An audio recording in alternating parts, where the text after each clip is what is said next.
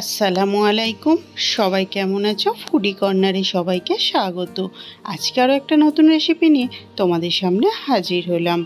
আজকের রেসিপিটা খুবই দারুণ টেস্টি একটা রেসিপি। আর আজকে বানাবো লাল শাক ভাজা। এইটা আমি কি দিয়ে ভাজলাম আর কিভাবে ভাজলাম সেটা পুরোপুরি দেখার তোমাদের অনুরোধ রইল। এই শাক যেমন ভিটামিনে ভরপুর, তেমনি কিন্তু স্বাস্থ্যের পক্ষে খুবই উপকারী। চট জলদি কিভাবে বানিয়ে ফেললাম সেই রেসিপিটা তোমরা দেখতে থাকো। প্রথমেই নিয়ে নিয়েছি আমি এরকম লাল শাকগুলোকে আমি সুন্দরভাবে পরিষ্কার করে ধুয়ে নিয়েছি। যে যার পরিমাণ মতো বাড়িয়ে কমিয়ে নিতে পারো। এটা ভাজার জন্য আমি এখানে রসুনকে এইভাবে লম্বা লম্বা করে কেটে নিয়েছি। সঙ্গে নিয়েছি বেগুনগুলোকে কেমন কেটেছি ঠিক তোমরা দেখে নাও। আলুগুলোকেও সেমভাবে কেটেছি। নিয়েছি কিছু পরিমাণ বড়ি আর নিয়েছি কাঁচা লঙ্কা, পেঁয়াজ। তেল গরম হতে শুরু করে দিয়েছে।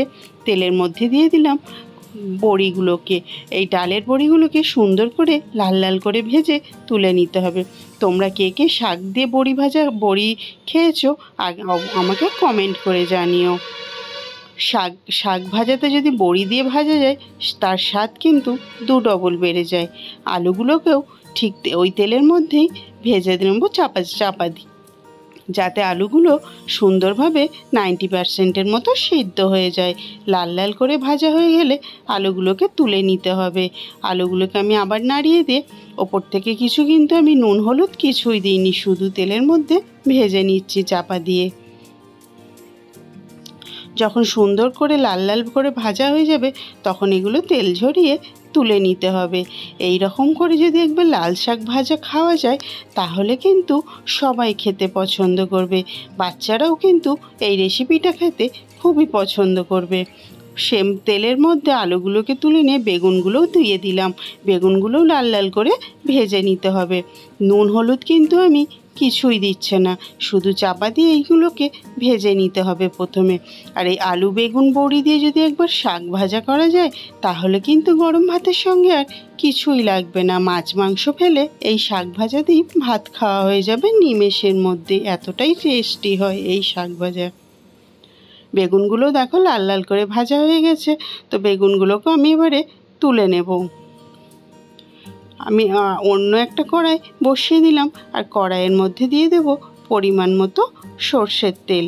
শাক ভাজাটা আমি সর্ষের তেল দিয়ে আজকে বানিয়ে ফেলবো। সর্ষের তেলটা হালকা গরম হয়ে গেলেই এর মধ্যে ফোড়নের জন্য দিয়ে দিলাম কিছুটা পরিমাণে কালো জিরে আর দিয়ে দিলাম একটা শুকনো লঙ্কা। কালো জিরে দিয়ে শাক ভাজা কে কে খেয়েছো আমাকে কমেন্ট বক্সে জানিও। সঙ্গে দিয়ে দিলাম 3 থেকে 4টে লঙ্কাকে এইভাবে লম্বিভাবে কেটে নিয়ে। কাঁচা লঙ্কা, শুকনো লঙ্কা আর কালো জিরে তেলের মধ্যে ফোড়ন দিয়ে একবার শাক ভেজে তোমরা দেখতে পারো।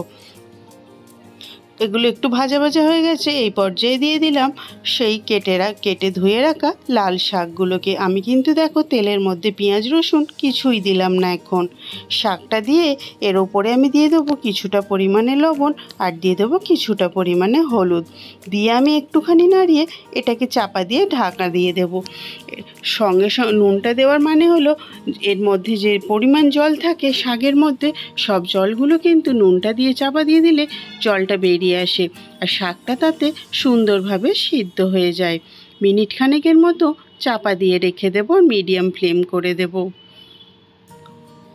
1 মিনিট পর খুললাম, দেখো শাক দিয়ে কিন্তু অনেকটা জল বেরিয়েছে আর শাকটাও কিন্তু অনেকটা সিদ্ধ হয়ে গেছে। কোনো রকম জল ব্যবহার না করেই শাকের জল দিয়ে শাক ভাজা করলে তার স্বাদ কিন্তু অনেকটা বেড়ে যায় আর শাকগুলো খুব ঝরঝরে হয়। এই পর্যায়ে দিয়ে দিলাম কেটে রাখা রসুনগুলোকে আমি কিভাবে কেটেছি তা তোমরা কিন্তু নিশ্চয়ই বুঝতে পারছো। কেটে রাখা রসুনগুলোকে শাকের মধ্যে উপর থেকে দিয়ে দিলাম। আবারও নাড়িয়ে এটাকে আবারও চাপা দিয়ে দেব কিছুক্ষণের জন্য। আর মিডিয়াম ফ্লেম কিন্তু রাখতে হবে, হাই ফ্লেমে কোনো মতেই দেওয়া যাবে না। আবারও কিছুক্ষণ পর 30 থেকে 40 সেকেন্ড পর চাপা দিয়ে আবারও একবার নাড়িয়ে দেবো। দেখো শাকের কালারটা কিন্তু আগের থেকে অনেকটা চেঞ্জ হয়ে গেছে, তার মানে শাকগুলো সুন্দরভাবে সিদ্ধ হয়ে গেছে। ভেজে রাখা আলুগুলো আর বড়িগুলো শাকের মধ্যে দিয়ে দিলাম। আমি কিন্তু বেগুনগুলো এখন দিলাম না। কেটে রাখা পেঁয়াজগুলো দিয়ে দিলাম। এবারে সবগুলো উপকরণ সুন্দরভাবে শাকের সঙ্গে মিশিয়ে দিতে হবে। শাকটা যেহেতু পুরোপুরি সিদ্ধ হয়ে গেছে তাই চাপা দেওয়ার আর কোনো দরকার নেই। এবার সবগুলো উপকরণ 1 মিনিটের মতো অনবরত নাড়িয়ে যেতে হবে যাতে সবগুলো ভালোভাবে সিদ্ধ হয়ে যায়, বড়িটা আর আলুটাও। এভাবে নাড়াচাড়া করতে করতে শাকের যে জলটা সেটা কিন্তু আরোই শুকনো হয়ে যাবে আর শাকটা উপর থেকে দেখতে খুবই ভালো লাগবে। এই পর্যায়ে দিয়ে দিলাম 1/2 চামচেরও কম চিনি। এটা তোমরা দিতেও পারো আর নাও দিতে পারো, তবে দিলে টেস্টটা একটু বেশি ভালো লাগে ভাতের সঙ্গে খেতে। চিনিটা দিয়ে আবারও অল্প হাতে নাড়াচাড়া করে নিতে হবে। আর যে কোনো শাক ভাজায় যদি একটু অল্প চিনি দেওয়া যায় তাহলে কিন্তু বেশ খেতে ভালো লাগে। এবার ভেজে রাখা বেগুনগুলো দিয়ে দিলাম। বেগুন দিয়ে বেশিক্ষণ নাড়াচাড়া করা যাবে না, তাই বেগুনটা শেষে দিলাম। সবগুলো উপকরণ সুন্দরভাবে শাকের সঙ্গে মিশিয়ে নিতে হবে। শাকটা উপর থেকে কতটা ঝরঝরে হয়েছে তা তোমরা কিন্তু দেখেই বুঝতে পারছো। চাপা দিয়ে গ্যাসের ফ্লেম অফ করে এটাকে এবার নামিয়ে নেব। শাকটাকে মিনিট খানেকের মতো এমনি চাপা দিয়ে রেখে দিয়েছিলাম, তারপরে পরিবেশন করে নেব। এরকম লাল লাল শাক ভাজা খেতে কার কার ভালো লাগে তা তোমরা কিন্তু অবশ্যই জানিও। আর বেগুন আলু বড়ি দিয়ে একবার শাক ভাজা বাড়িতে অবশ্যই ট্রাই করে দেখতে পারো, বাচ্চা থেকে বড় সবাই কিন্তু খুবই পছন্দ করবে।